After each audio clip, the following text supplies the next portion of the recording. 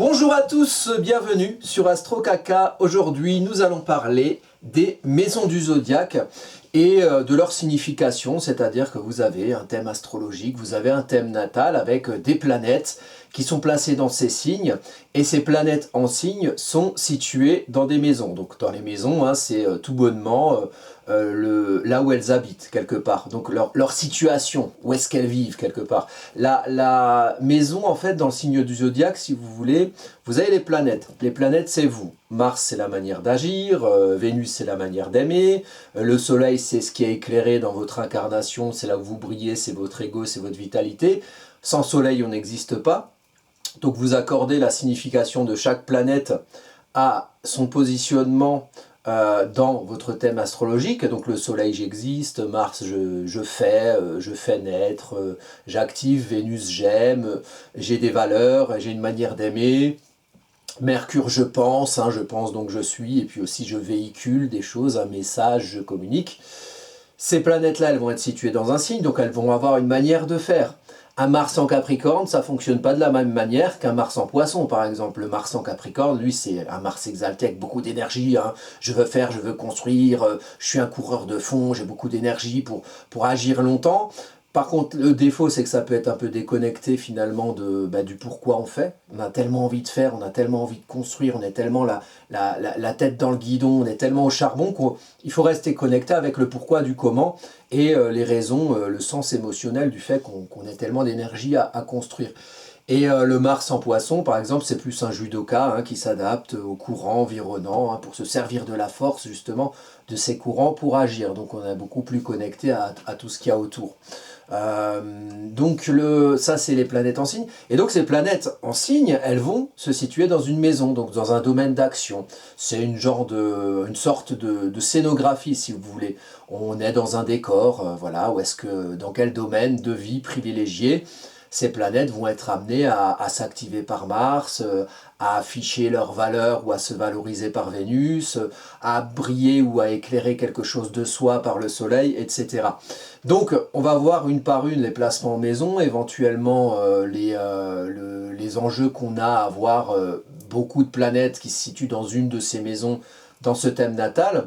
Alors je vais ici passer en revue où on va dire résumer une partie d'un cours que je donne dans les cours que je dispense sur Internet via visioconférence par Zoom.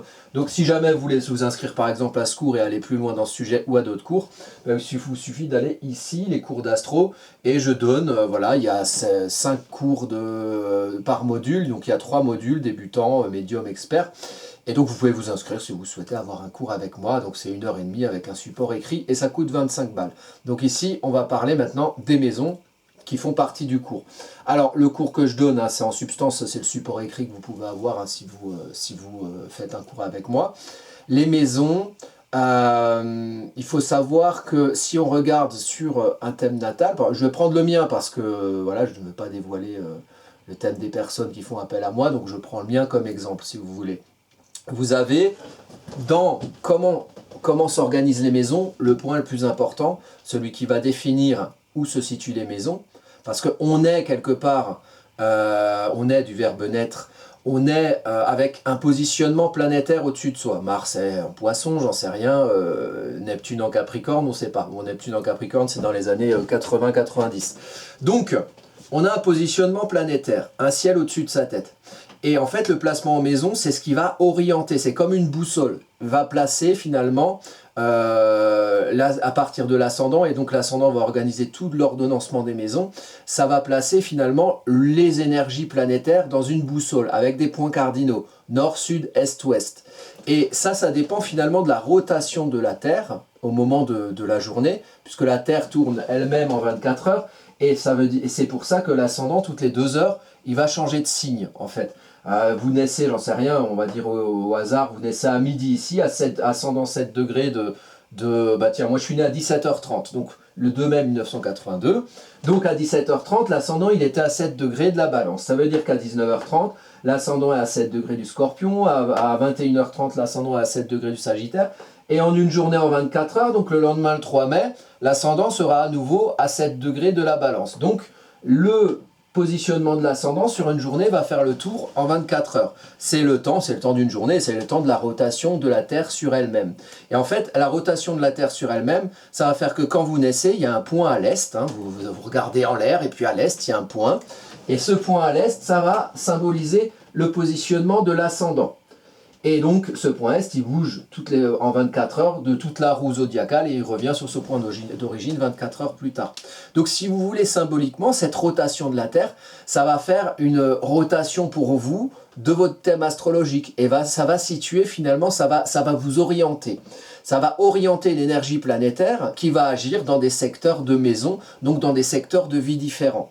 À partir de l'ascendant. Donc, à partir de l'ascendant, commencent les maisons. Alors moi je travaille en maison égale, ce qui veut dire que chez moi, dans ma manière de travailler, les maisons font 30 degrés comme les signes. Donc ça veut dire que si vous travaillez en maison égale comme moi, vous avez la maison 2 qui va commencer, là ici c'est 7 degrés de la balance, donc c'est à 7 degrés du scorpion, la maison 3 à 7 degrés du sagittaire, la maison 4 à 7 degrés du capricorne, etc. Si vous travaillez en mode Placidus, à ce moment-là, les maisons n'auront pas forcément la même taille. Parce que le calcul Placidus prend en compte, en plus de la rotation de la Terre, pour calculer les maisons, la disposition de la Lune. Est-ce que la Lune est lune gibbeuse, lune montante, lune descendante? Et il y a un calcul qui se fait et qui juxtapose l'orientation de la Terre et le placement de la Lune au moment de la naissance. Donc ça donne des maisons qui n'ont pas la même taille. Moi, c'est pour quelque chose, une considération très pragmatique que j'utilise les maisons égales dans mes milliers et milliers d'interprétations que j'ai pu faire. J'ai constaté que dans les retours qu'on me fait, ça tombe pour moi plus juste en maison égale. Ça ne veut pas dire que je crache sur le mode Placidus, hein, ça se trouve c'est quelque chose qui correspond mieux à d'autres personnes ou à d'autres astrologues, donc essayez les deux vous. Hein.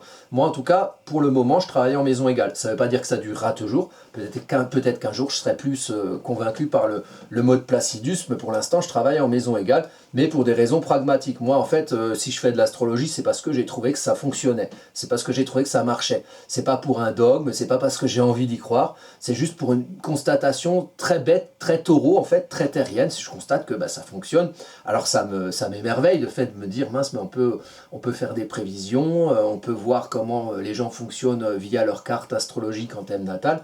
Donc voilà, moi ça me passionne pour ça.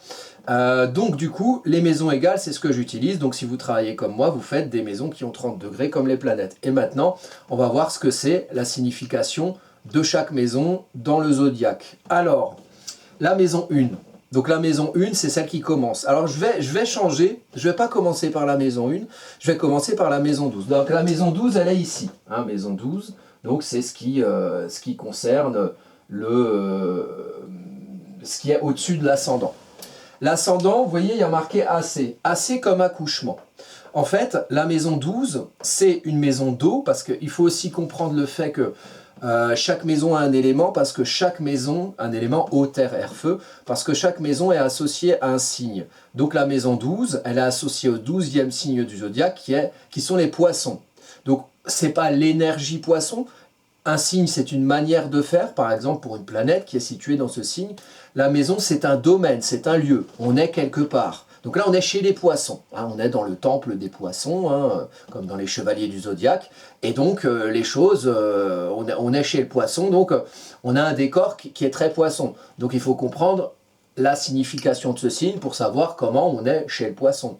Et donc, au niveau de la maison, ce que vous pouvez en interpréter de la maison 12, c'est la vie intérieure, les choses inconscientes, secrètes, cachées, la psyché, le rapport de vous à vous. Donc une maison 12 pour quelqu'un, c'est pas forcément quelque chose qui va se voir pour les gens qui sont à l'extérieur.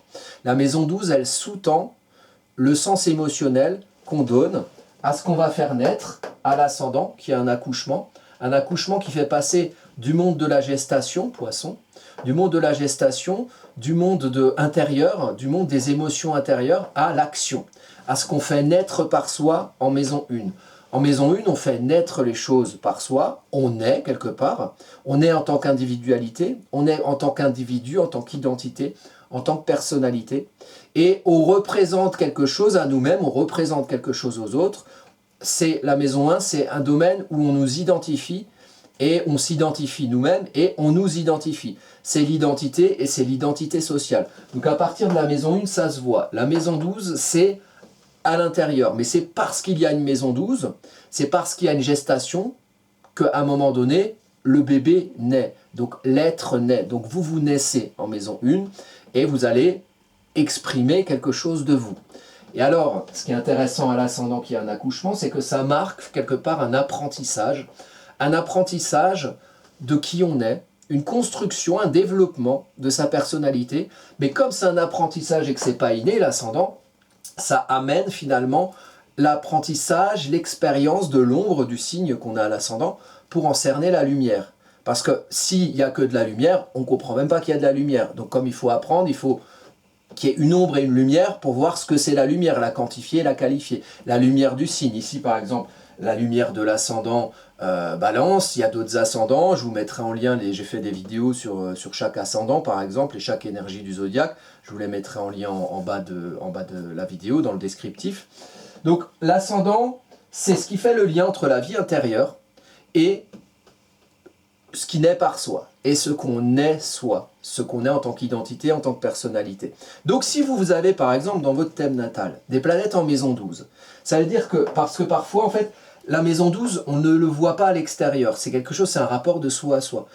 Mais même soi-même, on peut être inconscient des choses qui sont émotionnelles, gestationnelles en maison 12. Qui c'est qui se rappelle quand il était dans le ventre de sa mère, et comment il a grandi, et si maman elle a bien mangé quand elle était enceinte, ou si elle a pris des Xanax toutes les 3 heures. On ne sait pas, on ne sait pas. On a juste le résultat de ce qu'on est. On sait même quand on était enfant ou bébé, on n'a pas de mémoire là-dessus. Sauf très peu de personnes, presque jamais. Mais donc il n'y a pas de mémoire. Et puis en fait, il y en a qui disent que quand on est tout enfant, très bébé, on a encore la mémoire d'incarnation antérieure et du coup ça disparaît ensuite en grandissant pour être concentré sur cette incarnation-là. Alors la maison 12, elle a aussi une portée karmique. C'est ce qui est avant la naissance symboliquement. Donc avant la naissance, ça peut être, si vous croyez aux réincarnations, les incarnations antérieures qui sont liées à vous, qui ne sont pas vous, mais qui sont liées à vous par des mémoires d'âme. Donc voilà, le rapport entre la maison 12 et la maison 1, il est très important. Et donc la maison 12, c'est une maison d'eau émotionnelle, et reliée au poisson, on est chez le poisson. À l'ascendant, on apprend finalement, on vit des épreuves d'apprentissage du signe, de l'ombre du signe pour en cerner la lumière, et on développe ensuite en maison 1, on construit, on développe sa personnalité, son identité, ce qu'on représente, ce qu'on fait naître par soi. Donc, si dans votre incarnation, vous avez par exemple beaucoup de planètes en maison 1, ça veut dire qu'il y a beaucoup d'énergie, l'énergie des planètes présentes dans votre maison 1, à travailler dans la question de l'identité, de la représentation de vous-même, de ce que vous êtes, de ce que vous faites naître par vous. Si vous avez beaucoup de planètes en maison 12, ça voudra dire que les énergies des planètes sont concernées dans votre gestation émotionnelle, le sens que vous donnez aux choses. Si vous avez Mars en maison 12, par exemple, comme moi, ça veut dire qu'il faut être actif et qu'il faut creuser, il faut agir sur soi, en soi. Si vous avez Mars par exemple en maison 1, ça veut dire que finalement vous allez représenter un certain courage de l'action, vous allez avoir une identité active et vous allez vouloir agir pour faire naître quelque chose de vous, pour représenter quelque chose de vous,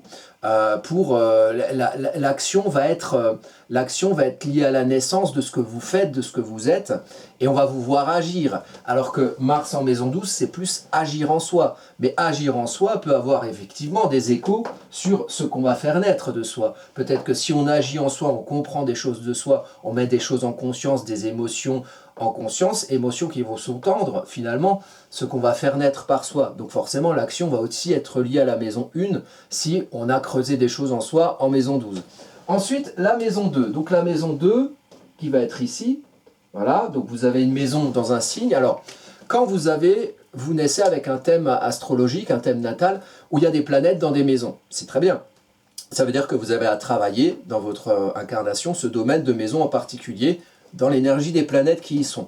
Mais si vous n'avez pas de planètes, par exemple, j'ai maison 2, par exemple, j'ai Cérès, j'ai Jupiter en fin de maison 1, donc j'ai pas nécessairement beaucoup de planètes à part Cérès. Si, j'ai Uranus et la Lune noire d'ailleurs.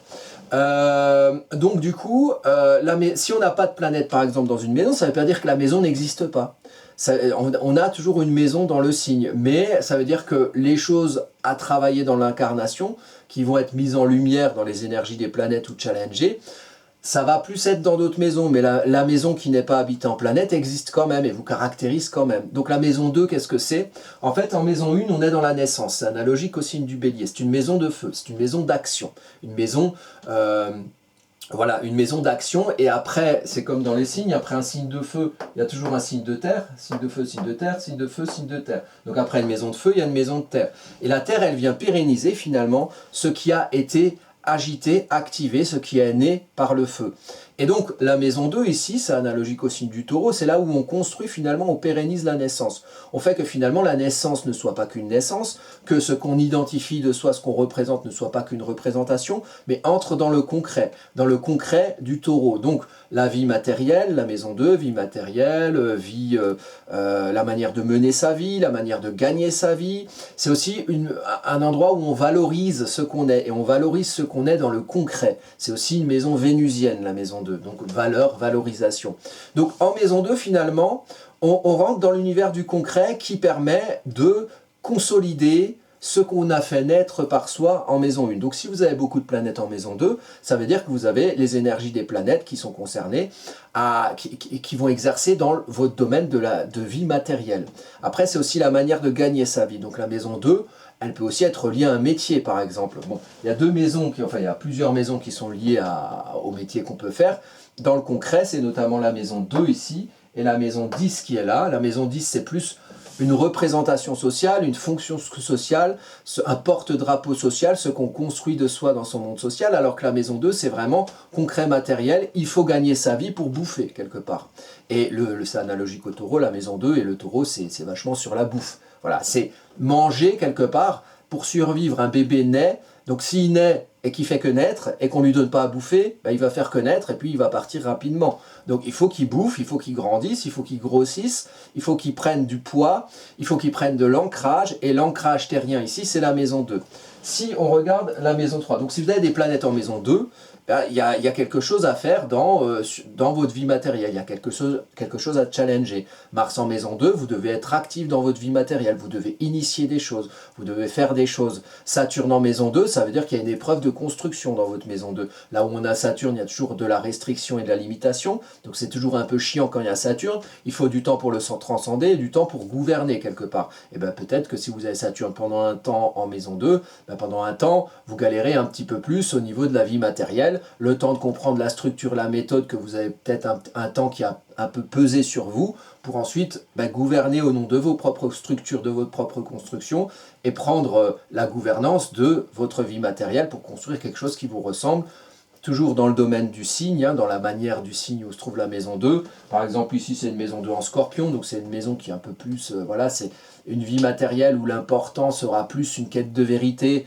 que vraiment une considération à avoir beaucoup de pognon, avoir une belle maison, ou avoir quelque chose qui est... comment dire, la maison 2, le taureau, il amasse.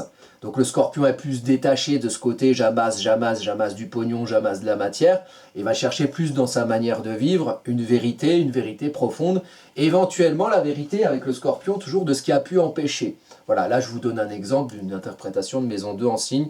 Vous voyez comment ça se comporte en signe dans votre thème. C'est-à-dire qu'il faut avoir la considération du signe. Je vous mettrai les liens sur ce que signifie chaque signe dans le zodiaque pour que vous puissiez interpréter ça par rapport à ce que vous avez comme signe dans vos maisons du zodiaque, et donc la maison 2 particulièrement ici, puisque je parle de la maison 2. Mais maintenant je parle de la maison 3. La maison 3, c'est une prise de conscience en fait. On conscientise, c'est une maison d'air, donc on réfléchit, on essaie de comprendre, on essaie de mettre les choses dans le prisme du rationnel. Ce qu'on a fait naître de soi, ce qu'on a concrétisé dans sa vie matérielle, comment on s'est posé dans une vie matérielle quelque part qui nous représente et qui représente ce qu'on est en maison 1. Et après en maison 3, on comprend, on conscientise. Et donc la maison 3, c'est un domaine de situation, la situation dans laquelle vous êtes. C'est la maison dans le village en fait. Vous êtes dans un endroit, c'est comme si vous aviez le paradigme, donc votre précaré du taureau en maison 2 que vous avez construit, et puis là vous vous rendez compte, tiens, j'ai conscience d'où je suis, de la situation que j'ai construite, et puis en fait, il y en a d'autres qui sont autour de moi, qui ont aussi construit leur paradigme, leur précaré, leur situation, puis là on va aller voir, ah ça va, qu'est-ce que tu fais, ah, c'est comme ça ton précaré, regarde moi c'est comme ça mon précaré, puis on discute, on interagit. Donc c'est finalement la maison 3 une manière d'être dans un endroit, c'est par exemple les endroits où vous avez vécu, où vous vivez, la maison 3, et comment de ces endroits vous interagissez avec les autres autour de vous, voilà, et comment vous comprenez finalement votre situation à vous, par rapport aux situations des personnes qu'il peut y avoir autour, ou par rapport à l'entourage immédiat. Donc c'est comment vous communiquez quelque part, c'est analogique au signe des Gémeaux. Et la maison 3, si ça vous concerne, ça peut aussi être relatif au commerce, à la clientèle. Il y a une notion de boutique quelque part. Hein. On se représente soit en maison 1, dans une situation construite maison 2, qui va ensuite se faire se diffuser, se communiquer. On se comprend dans sa situation et puis on communique avec les personnes autour qui ont eux-mêmes leur propre situation. Donc c'est une maison très communicationnelle, la maison 3, la maison dans le village. Si on rentre à l'intérieur de la maison, là on arrive dans la maison 4. Donc la maison 4, alors elle va commencer ici, voilà par exemple ici, voilà, hop. Ben là par exemple on est, je pense qu'on est sur une carte en mode, ouais on est sur une carte en mode Placidus par exemple ici. Vous voyez je l'ai mis par hasard. Donc là ici les maisons par exemple ne font pas tout à fait la même taille.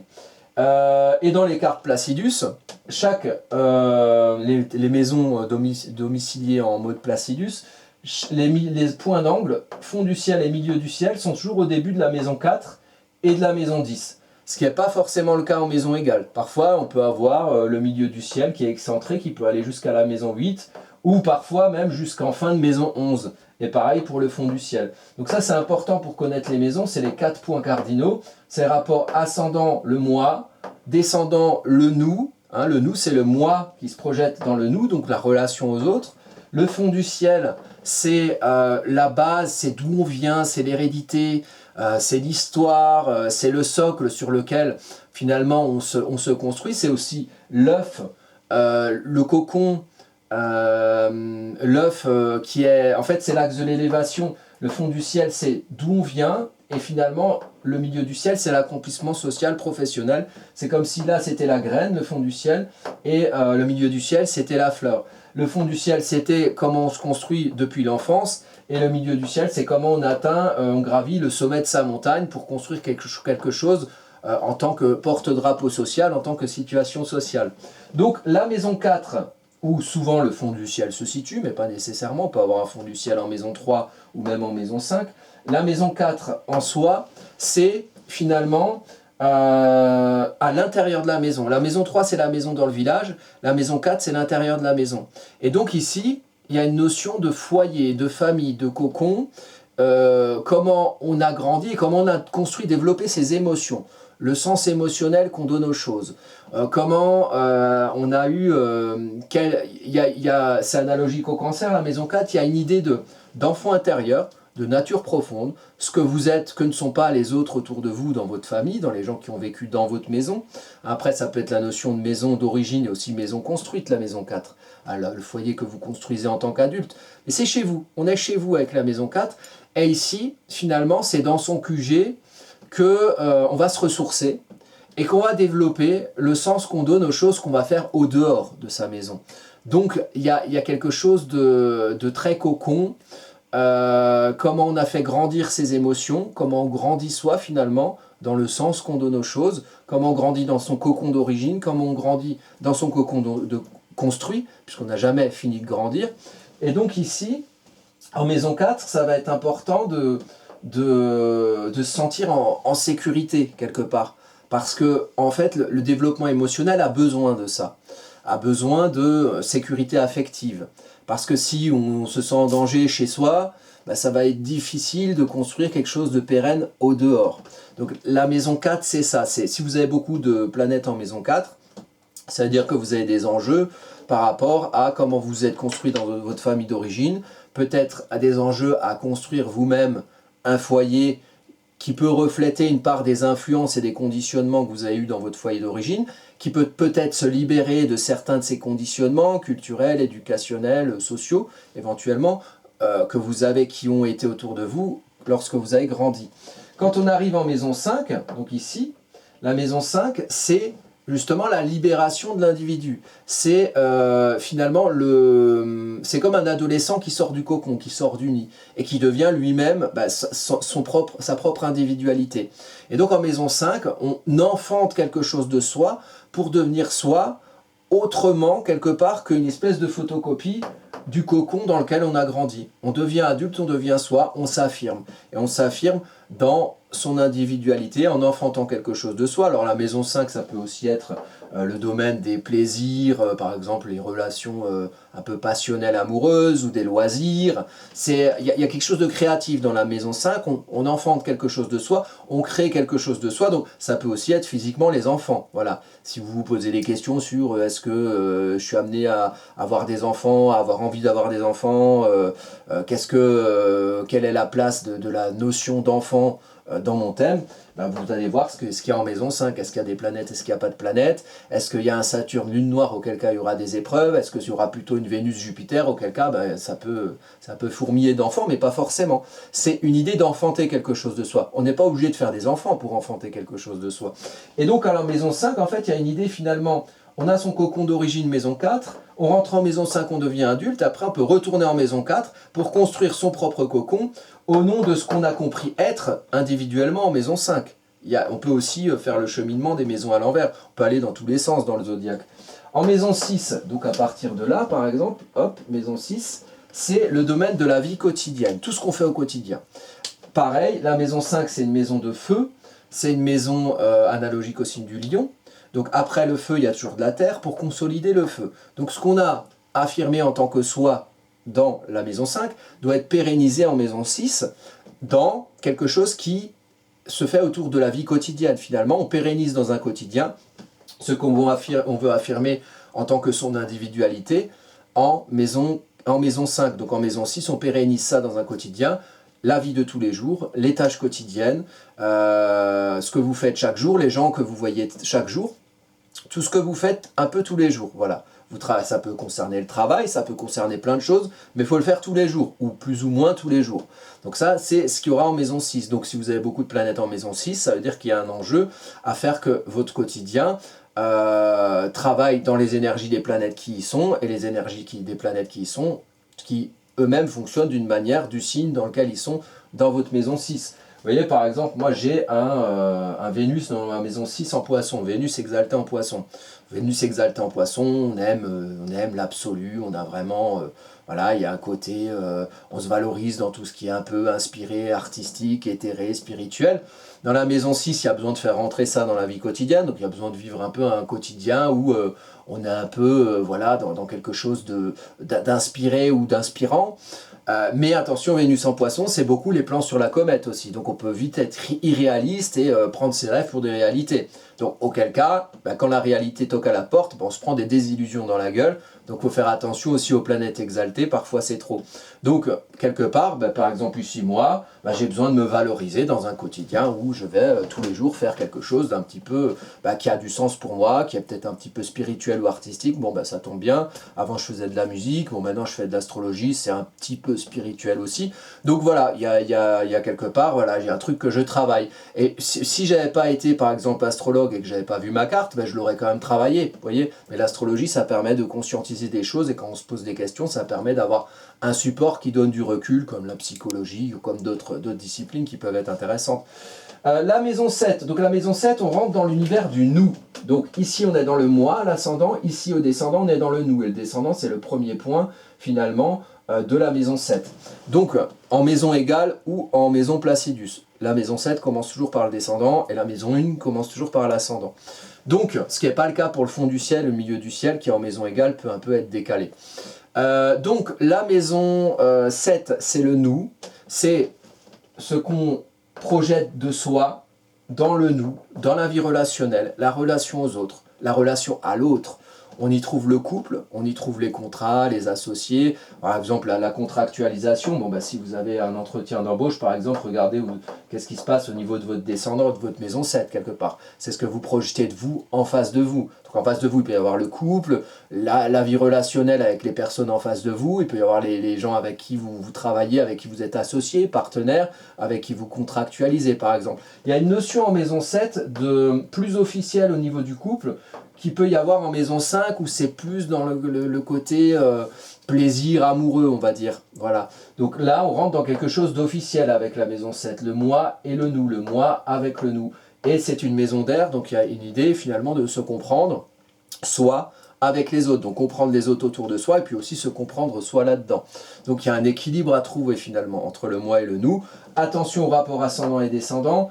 Au descendant, il faut assumer l'énergie qu'on a, donc pour un ascendant balance par exemple l'énergie bélier, parce que si on n'assume pas pour soi l'énergie au descendant, ben on va se prendre l'ombre du signe qui vient des autres, puisque nous on n'assume pas cette énergie, donc la nature a horreur du vide quelque part. Donc il y a d'autres qui vont arriver par exemple ici avec l'ombre du bélier, bah, qui vont décider à ma place par exemple, ils vont me dire ouais, on fait ça, on fait ça, on fait ça. Moi je vais pas oser finalement ça a pu arriver dans ma vie, en plus début de vie. Je vais pas oser faire valoir mon idée quelque part. Alors les autres ils vont faire valoir leur idée à ma place. Et du coup ça va générer l'ombre de l'ascendant, dont l'ombre de l'indécision de la balance par exemple. Et l'ombre de la sensation d'injustice. Oh là là, je voudrais tellement faire autrement, ce serait tellement mieux de faire autrement. Mais bon, les autres en face ils ont plus la grande gueule et puis ils imposent leurs décisions. Et puis du coup moi je rumine dans mon coin, en plus avec un Mars rétrograde en maison 12. Je rumine dans mon coin, oh là là c'est tellement injuste machin. Alors parce que juste j'ose pas faire valoir ma voix parce que les autres ils font valoir leur voix et leur façon de faire et leurs actions et leurs agissements sur moi, et en plus par l'ombre un petit peu confrontationnelle du bélier aussi. C'est-à-dire qu'il y a presque quelque chose qui il y a un côté parfois directif avec le bélier où il y a un côté leader dans le bélier. Hein. C'est celui qui est actif, c'est celui qui initie. Hein. C'est ce côté un peu premier de cordée, comme dirait l'autre. Donc ça c'est la maison 7, le nous.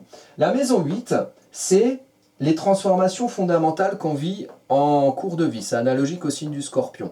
Le scorpion, il va chercher profondément des vérités, et aussi les vérités de ce qui l'empêche. Et quand on a compris ce qui empêche, peut-être qu'on veut aller vers quelque chose d'autre, donc on transforme des choses fondamentales qui viennent du fond de nous.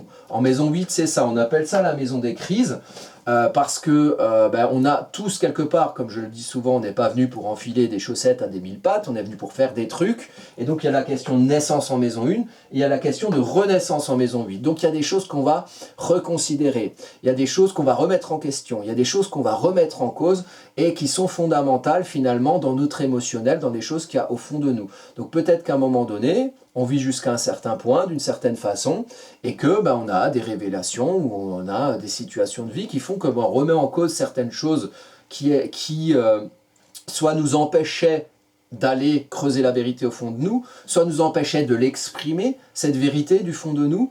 Donc on essaie de comprendre où on en est, et on essaie de comprendre finalement pourquoi, avec le signe du scorpion, l'eau s'est arrêtée de couler, pourquoi elle s'est troublée, et comment faire finalement pour que l'eau continue à courir jusqu'aux océans.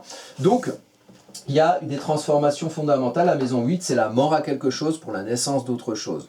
Donc, il y a la notion de mort aussi, évidemment, mort physique. Quand je parle de la maison 5 qui a enfanté quelque chose de soi, c'est aussi des enfants physiquement. La maison 8, c'est pareil, c'est mourir à quelque chose, mais c'est peut-être aussi mourir tout court, ou la notion de mort qu'on peut rencontrer, ou de mort physique qu'on peut rencontrer, puisqu'on n'est pas des elfes, et qu'à un moment donné, soit on meurt nous, soit il y a des gens autour de nous qui meurent. Et des fois, c'est troublant psychiquement, c'est troublant dans nos émotions, et il y a des choses qu'on est amené à vivre. Après, dans la maison 8, il y a toute cette notion de crise d'adolescence, crise de la quarantaine. Il y a des moments dans la vie, par exemple, où on a Pluton qui est en carré à son Pluton natal. Là, par exemple, j'ai Pluton à 25 degrés, donc vers les 40 ans, j'ai eu Pluton là aux alentours de 2020-2021, Pluton carré à mon Pluton.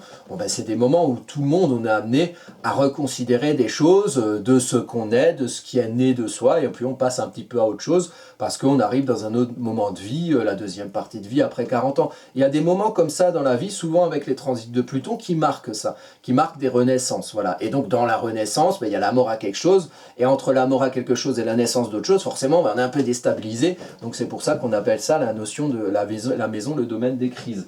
La maison 9, c'est le domaine de l'expression sociale. Donc on exprime ce qu'on est soi, en maison 1, c'est aussi une maison de feu, la maison 9, analogique au signe du Sagittaire. On exprime ce qu'on est soi, ce qu'on est individuellement, ce qu'on représente soi, dans son monde social. C'est l'expression sociale, donc j'exprime qui je suis dans mon monde social, et éventuellement la maison 9, c'est aussi le domaine de la transmission, donc de l'enseignement éventuellement. Donc on donne son idée, on l'exprime dans son monde social, et après éventuellement on va l'expliquer, donc on va transmettre, donc on va éventuellement enseigner un truc qu'on a envie de dire et qui vient de soi, quelque part. Donc c'est l'expression. Toutes les maisons 9, 10 et 11, c'est des maisons sociales. Maison 9, expression sociale, maison de feu, j'agis, j'active. Maison 10, maison de terre qui pérennise le feu, donc je construis, je pérennise, je construis ma fonction sociale, ma situation sociale, ma représentation sociale et ou professionnelle. Et puis la maison 11, je diffuse, maison d'air, je diffuse, je communique. Peut-être que ça peut être une émanation de ce qu'on a construit en maison 10. Donc voilà, je construis, je fais valoir ma loi dans mon monde social, hein, je construis une situation, une fonction sociale, une fonction professionnelle. Et peut-être qu'après, ben, je dois la diffuser, cette fonction sociale, pour faire des choses avec les autres, que j'aurais pas pu faire tout seul. Donc ça, on rentre dans la maison 11. Mais la maison 11, c'est aussi la vie avec la vie sociale avec les amis. On dit que c'est la maison des personnes choisies, la maison 11. C'est aussi la maison des projets collectifs. Donc vous regardez si vous avez des choses dans les maisons 9, 10 et 11, et là vous avez des choses à faire visiblement, à travailler dans votre monde social. Donc maison 9, l'expression de soi.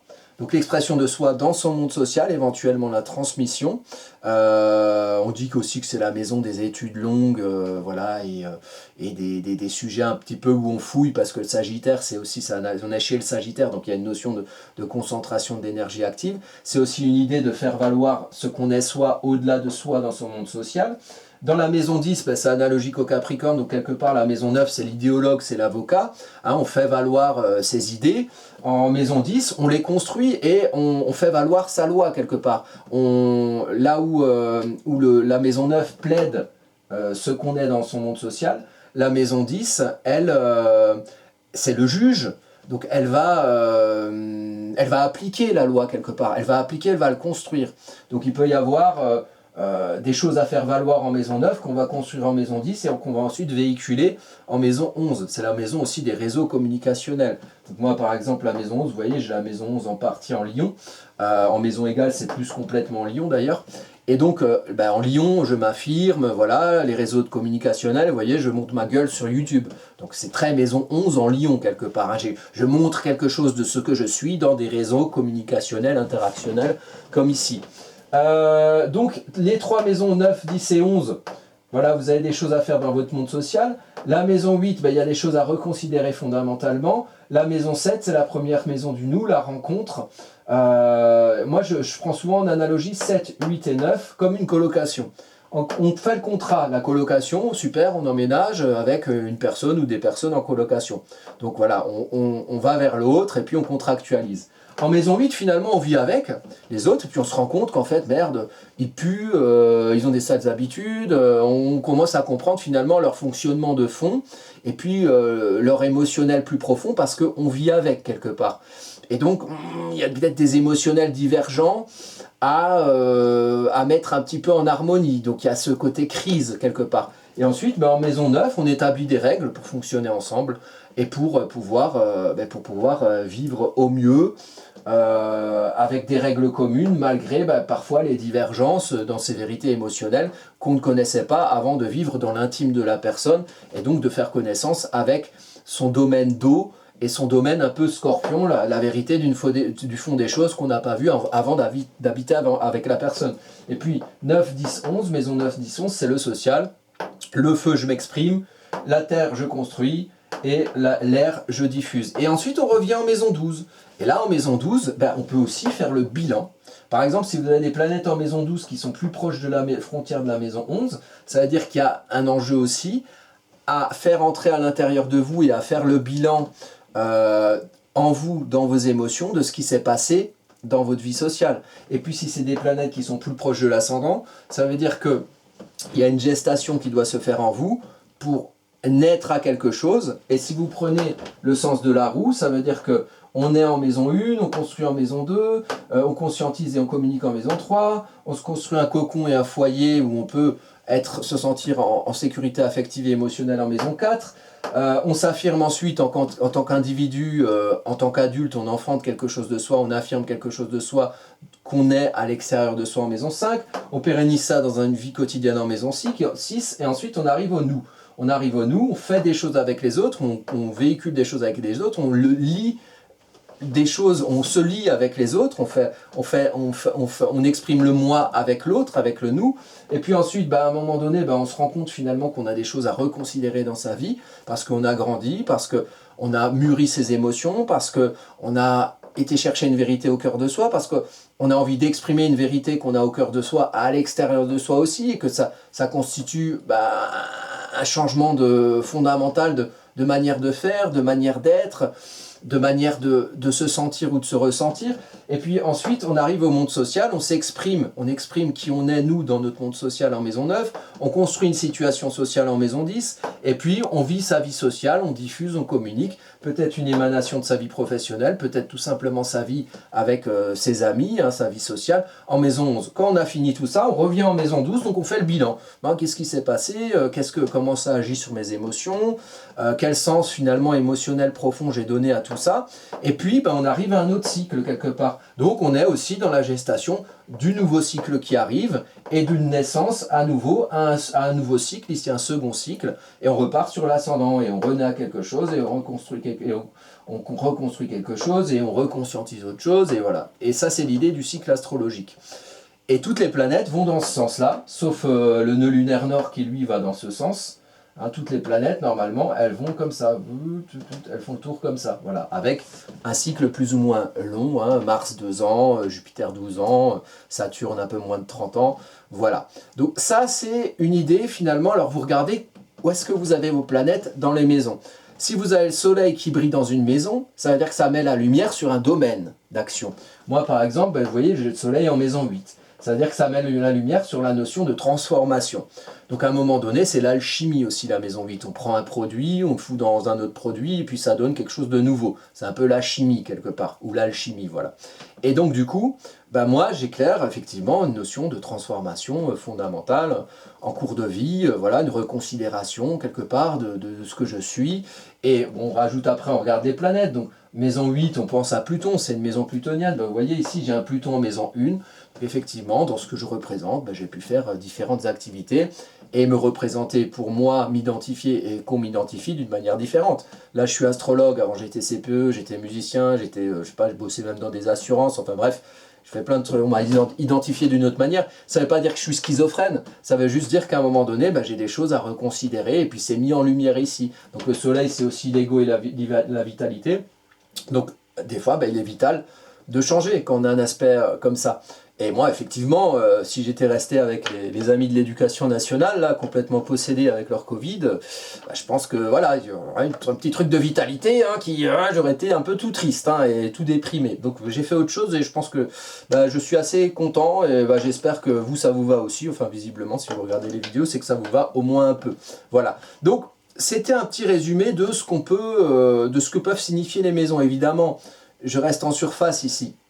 Il faudrait en parler beaucoup plus en longueur. Donc ça, c'est l'objet du coup des cours que je donne. Donc si ça vous dit de vous y inscrire, vous pouvez. Et puis sinon, vous avez cette chaîne, vous avez aussi accès gratuitement à l'astrologie et à de l'apprentissage astrologique. Sur cette chaîne-là, sur d'autres chaînes sur YouTube, sur des blogs ou des sites internet qui sont très bien, qui informent. Et il y a des bouquins aussi, voilà, que vous pouvez avoir pour rien à Emmaüs ou dans les recycleries, qui sont très bien, en plus souvent anciens, d'astrologie. Donc vous pouvez apprendre comme ça, sans dépenser un copec, et ça c'est très bien parce que ça met à égalité tout le monde. Après, si vous avez de quoi, par exemple, c'est aussi un bon truc pour l'apprentissage, faire votre thème natal, que ce soit chez moi ou chez d'autres, vous voyez comment l'astrologue y travaille, ça aide aussi à progresser, voilà. Mais c'est une idée, moi j'aime bien l'idée que sur YouTube finalement tout est accessible gratuitement. Donc là c'est un petit résumé du cours que je fais sur les maisons.